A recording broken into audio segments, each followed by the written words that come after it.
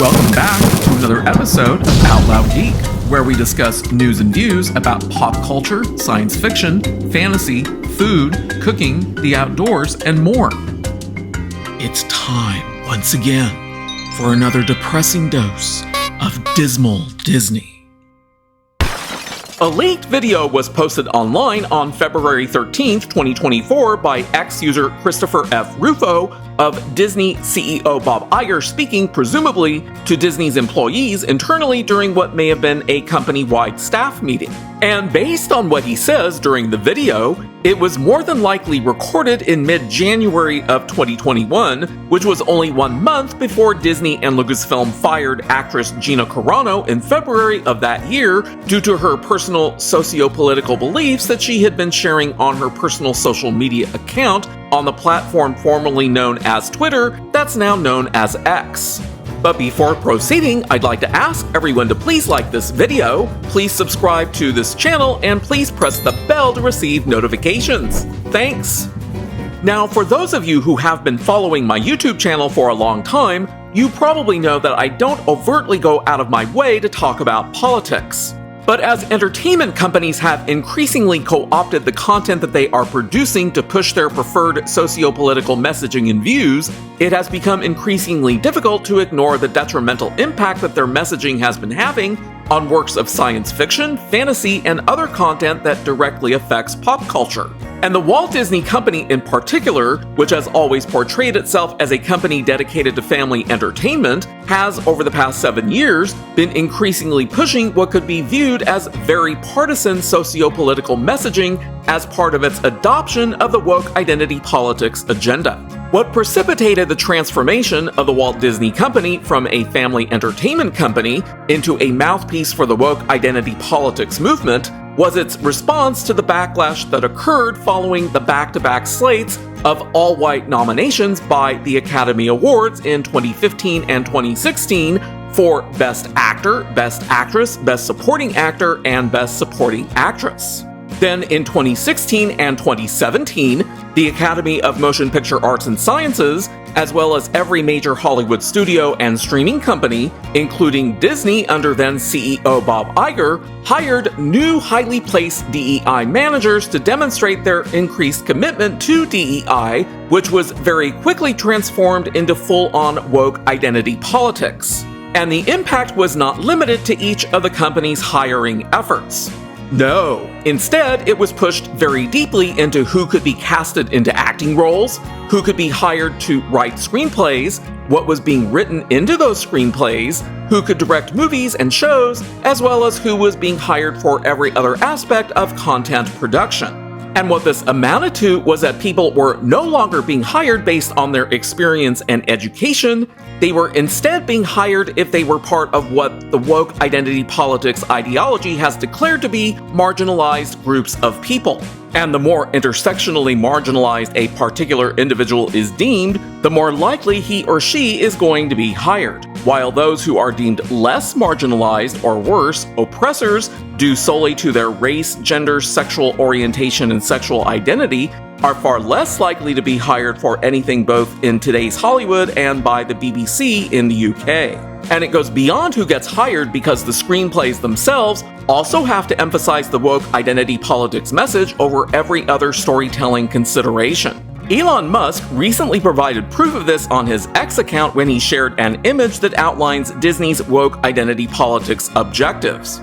There's also a recently discovered Amazon website that goes into huge details with massively draconian rules regarding what can or should be included in screenplays being produced for Amazon Studios. You know, like that truly deplorable show, The Lord of the Rings of Power. And why was an effort that was originally intended to reduce the possibility of having slates of all-white nominees for the Academy Awards allowed to go far beyond that and completely transform everything that Hollywood does? First of all, the people hired to be DEI bosses within the Hollywood studios were given far too much power and authority to make too many changes. And because woke identity politics activists often have a very strong sense of moral superiority over anyone who doesn't completely agree with their views, which encourages them to want to ensure that their message gets crammed down everybody's throats to the greatest extent possible.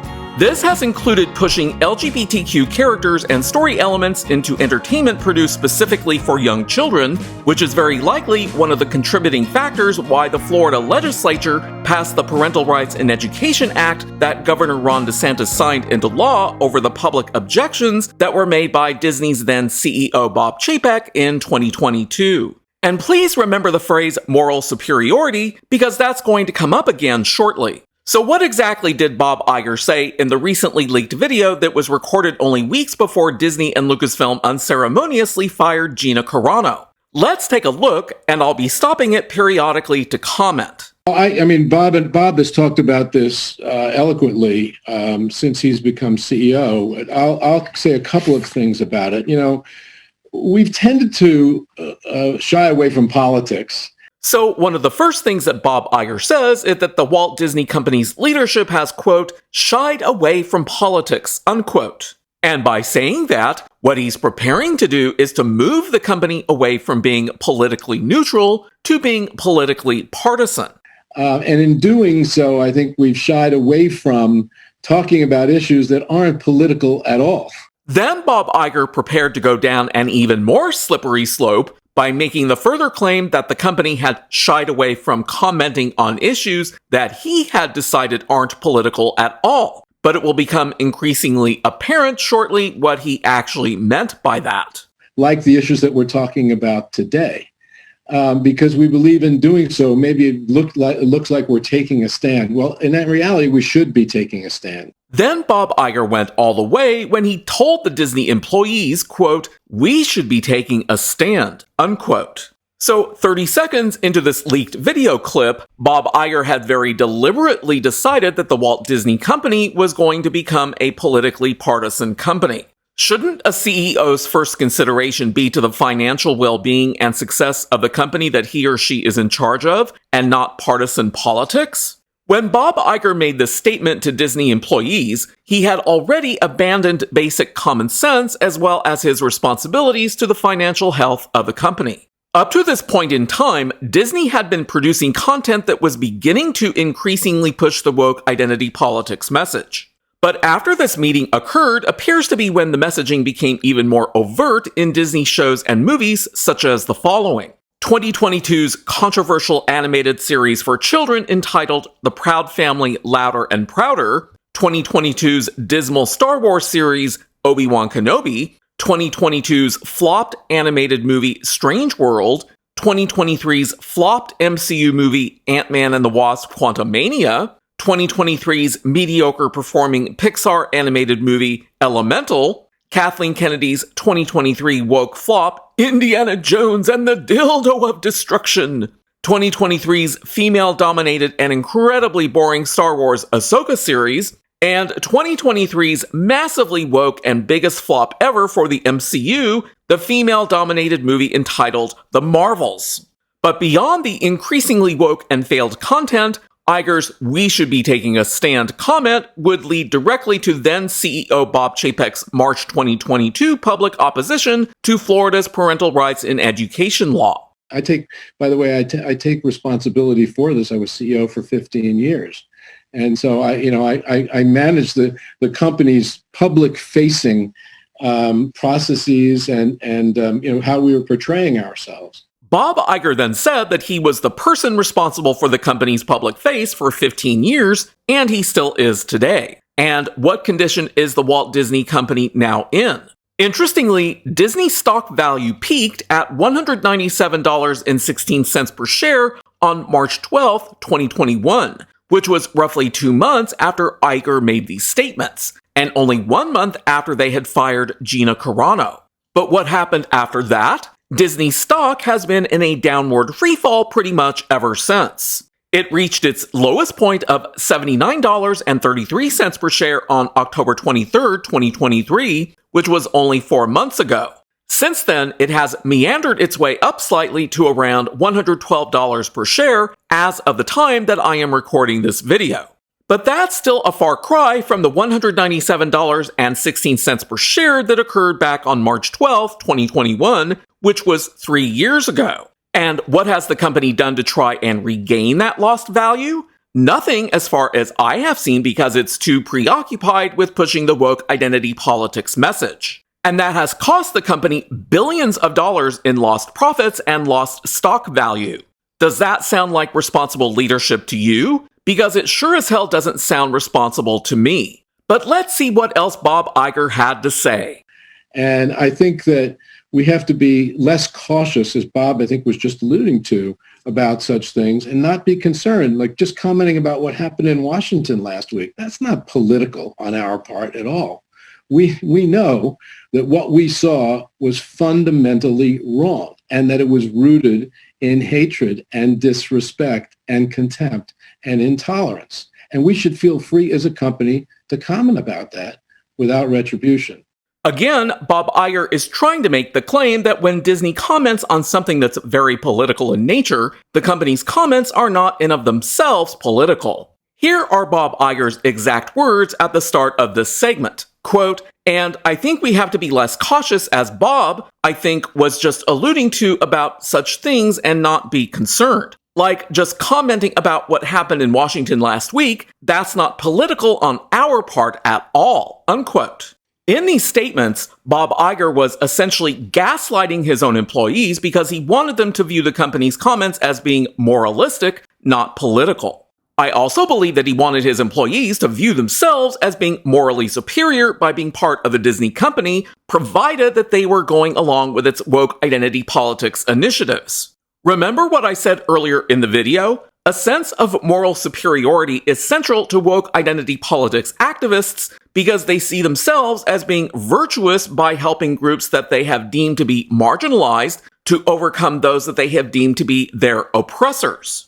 And all of this woke judgment is based on race, gender, sexual orientation, and sexual identity, not anything that any one individual has actually done. Because individual merit is ignored by the woke identity politics ideology. And who is worthy to judge? Those who are morally superior, of course.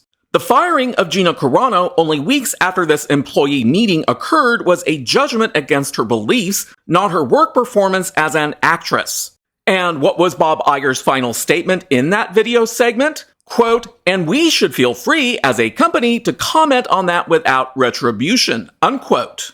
Because those who are morally superior are above reproach, at least in their own eyes. But let's go on with the video. Another thing I want to say that I've learned these last 9 to 12 months is, I'm very proud of a lot of the work we've done in terms of diversity and inclusion on screen. So Bob Iger went from justifying the Disney company having the right to make comments on political matters, which he then tried to veil as being from a moralistic perspective, to patting himself on the back for what? On-screen DEI, because it all comes back to woke identity politics. When we did Coco, for instance, at Pixar, a great example of that, or Tiana, or of course Black Panther is one of the great examples of that.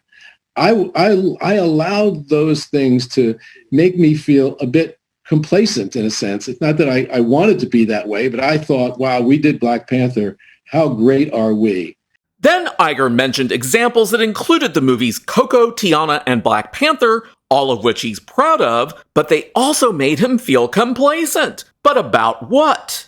And it caused me to not focus as much as I should have on the culture of the company and the environment and in the voices that were telling those stories as opposed to just how they were being portrayed on the screen. So what was Iger's conclusion at the end of this 2-minute long diatribe back in early 2021? That the Walt Disney Company wasn't woke enough at the beginning of that year, and that he needed to focus more on the company's culture to make it even more woke. And at no point did Iger once talk about the company's financials, because those were clearly far less important than ensuring that the company would become even more woke than it already was. And where did all of this lead to? Gina Carano was fired a few weeks after this meeting occurred. A month after that, Disney's stock value began to plummet, and it has never fully recovered. A little over a year later, in March of 2022, then CEO Bob Chapek publicly spoke against Florida's parental rights in education bill that Ron DeSantis signed into law. The state of Florida then began the process of dissolving Disney's long-held Reedy Creek Improvement District, to give control back to the state via a new improvement district to be controlled entirely by the state. Bob Chapek was then fired as CEO in November of 2022, and woke activist Victoria Alonso was fired from her job at Marvel Studios a few months later in the spring of 2023. This was followed by Disney's CFO quitting only weeks later, and then Disney's DEI boss quit shortly after that. The leaked video of Bob Iger talking to Disney employees in early 2021 is, as far as I'm concerned, an indictment of his failed leadership that has directly contributed to Disney's diminished profitability and market value by placing greater importance upon partisan ideological goals over the company's financial bottom line. Maybe Disney shareholders will finally decide that the company needs new leadership. Thanks for watching today, and a huge thanks to everyone who has subscribed to our channel. We appreciate your support. If you enjoyed this video, please press the like button, and please feel free to share a comment. If you'd like to help support this channel, please press the red subscribe button, and please press the bell to receive notifications for new content. You can also find us on Facebook, Instagram, Threads, and Twitter by clicking on the links in the description. Until next time, this is Out Loud Geek.